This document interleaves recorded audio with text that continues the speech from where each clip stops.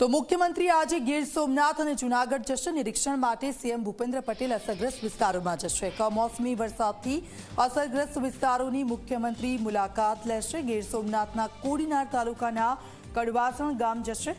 જૂનાગઢ જિલ્લાના માળિયા તાલુકાના પાણીદ્રા ગામમાં જશે।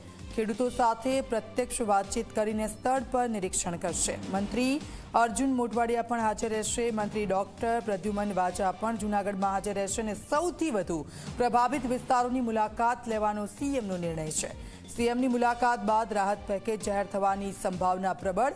2 દિવસ પહેલા સીએમએ ટ્વીટ કરીને સહાય પેકેજનું આશ્વાસન આપ્યું હતું અને હવે જૂનાગઢના અલગ અલગ જે વિસ્તારો છે ત્યાંની મુલાકાતે જશે રાજ્યના મુખ્યમંત્રી।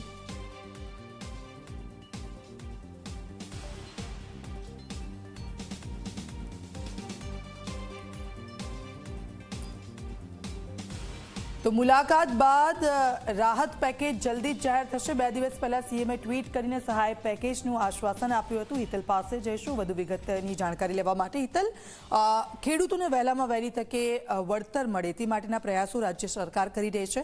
જૂનાગઢ ગીર સોમનાથની મુલાકાતે જવાના છે મુખ્યમંત્રી અને ત્યાર પછી તાત્કાલિક સહાય મળે તેવું આયોજન થઈ રહ્યું છે।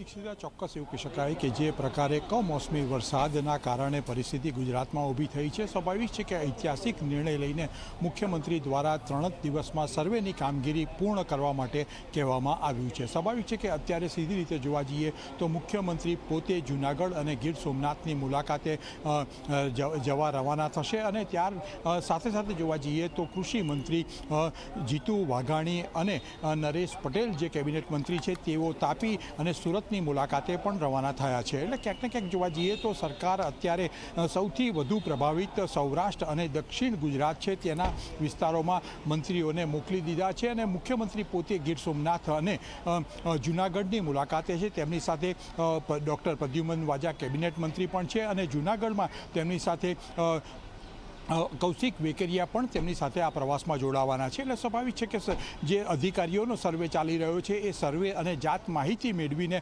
રાજ્ય સરકાર ચોક્કસ ખેડૂતોને મદદરૂપ થઈ શકાય એ માટેનું રાહત પેકેજ જાહેર કરવાની છે। અત્યારે જે પ્રકારની સૂત્રો તરફથી માહિતી સીધી રીતે સામે આવી રહી છે, કદાચ ગુજરાતના ઇતિહાસમાં કમોસમી વરસાદ માટે સૌથી મોટું પેકેજ રાજ્ય સરકાર જાહેર કરી શકે છે। સ્વાભાવિક છે કે અત્યારે એક વાત એવી છે કે 2000 કરોડ કરતાં પણ આ રકમ વધી જશે તેવી એક પ્રબળ શક્યતાઓ જોવામાં આવી રહી છે। કારણ કે જે પ્રકારે ખેડૂતોને નુકસાન થયું છે, મોટા ભાગનો પાક જ્યારે લણવાની સિઝન હતી ત્યારે આ કમોસમી વરસાદ થયો છે અને તેના કારણે ખેડૂતને ફરી બેઠો કરવો ખૂબ જરૂરી છે। એટલા જ માટે આ કવાયત સરકારે હાથ ધરી છે અને મુખ્યમંત્રીએ પણ પ્રી એક્ટિવ રોલ ભજવીને ક્યાંક ને ક્યાંક ટ્વીટ કરીને જાણકારી આપી હતી કે રાજ્ય સરકાર ચોક્કસ વિશેષ પેકેજની સહાયની જાહેરાત કરશે। અત્યારે જે સૂત્રો તરફથી માહિતી મળી રહી છે, આજે સવારે પણ મુખ્યમંત્રીની અધ્યક્ષતામાં બેઠક યોજાઈ હતી અને એ બેઠકમાં જે પ્રકારે નિર્ણયો લેવાયા છે ક્યાંક ને ક્યાંક એવું કહી શકાય કે એસડીઆરએફના જે નોર્મ્સ છે એ નોર્મ્સની ઉપરવટ જઈને પણ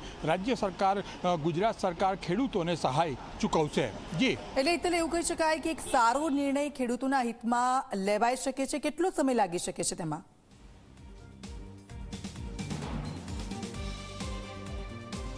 જી દીક્ષિતા, ચોક્કસ એવું કહી શકાય કે આજે મુખ્યમંત્રી પોતે ગીર સોમનાથ અને જૂનાગઢના પ્રવાસે છે। એ તરફ કૃષિ મંત્રી પણ દક્ષિણ ગુજરાત, સુરત અને એ વિસ્તારના પ્રવાસે છે। એટલે આયા પછી એવું કહી શકાય કે આવતીકાલે મંગળવાર છે એટલે આવતીકાલે કાં બુધવારની કેબિનેટમાં આ વિશેષ સહાય પેકેજની સત્તાવાર જાહેરાત થાય તેવી પ્રબળ શક્યતા છે। કારણ કે કેબિનેટમાં પણ આ વિશેષ પેકેજની ચર્ચા કરવામાં આવશે અને કદાચ એવું બની શકે કે અત્યાર સુધીના ગુજરાતના ઇતિહાસમાં સૌથી મોટું ખેડૂતોને ફરી પાછા બેઠા થઈ શકે એ પ્રકારનું પેકેજ સરકાર જાહેર કરી શકે છે। જી બિલકુલ, આભાર હિતલ, આપની પાસેથી અપડેટ્સ લેતા રહીશ।